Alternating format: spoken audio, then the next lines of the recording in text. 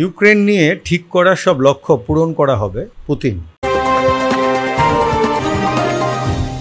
রুশ president Vladimir Putin বলেছেন, ইউক্রেনে তার দেশ যে লক্ষ্য নির্ধারণ করেছে তা পরিপূর্ণ করা হবে। আর সোমবার এক ভিডিও বার্তায় পুতিন কথা বলেন।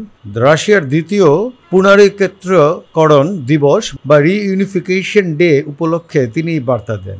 মস্কোর পক্ষ থেকে 4টি অঞ্চল দোনেৎস্ক, লুহানস্ক, জাপোরিজিয়া ও খেরসনকে রাশিয়ার সঙ্গে একত্রীকরণ দিবস হিসেবে দিনটি পালন করা হয়। মস্কোর পক্ষ থেকে 2022 সালের 30 সেপ্টেম্বর ইউক্রেনের 4টি অঞ্চলকে গণভোটের মাধ্যমে একত্রীকরণের ঘোষণা দেওয়া হয়। পশ্চিমা বিশ্বে এ নিয়ে ব্যাপক নিন্দা ও সমালোচনা করা হয়। তবে পুতিনের পক্ষ থেকে অধিকৃত এইসব অঞ্চলের নেতাদের সঙ্গে চুক্তি করে রুশ ফেডারেশনের অন্তর্ভুক্ত করা হয়। অবশ্য এসব অঞ্চলের পুরোপুরি এখনও তাদের নিয়ন্ত্রণে আসেনি।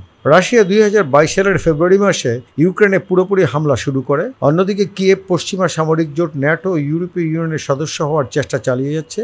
কিয়েভ মনে করে ন্যাটো বা ইইউ সদস্য হলে তা তাদের জন্য নিরাপত্তা ও স্বাধীনতার জন্য গুরুত্বপূর্ণ হয়ে উঠবে, কিন্তু রাশিয়া এর বিরোধিতা করে আসছে।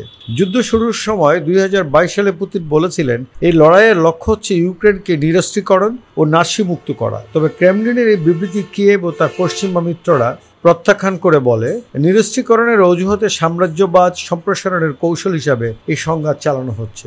গতকাল পুতিন ভিডিও বার্তায় বলেন, সত্য আমাদের পক্ষে, যেসব লক্ষ্য নির্ধারণ করা হয়েছে তা অর্জন করা হবে। পশ্চিমা অভিজাতদের সমালোচনা করে পুতিন দাবি করেন, রাশিয়াকে লক্ষ্য করে পশ্চিমারা ইউক্রেনে তাদের উপনিবেশ ও সামরিক ঘাঁটি বানিয়েছে। তারা ঘৃণা ও উগ্র জাতীয়তাবাদ ও রাশিয়ান সবকিছুর প্রতি শত্রুতা উস্কে দিচ্ছে।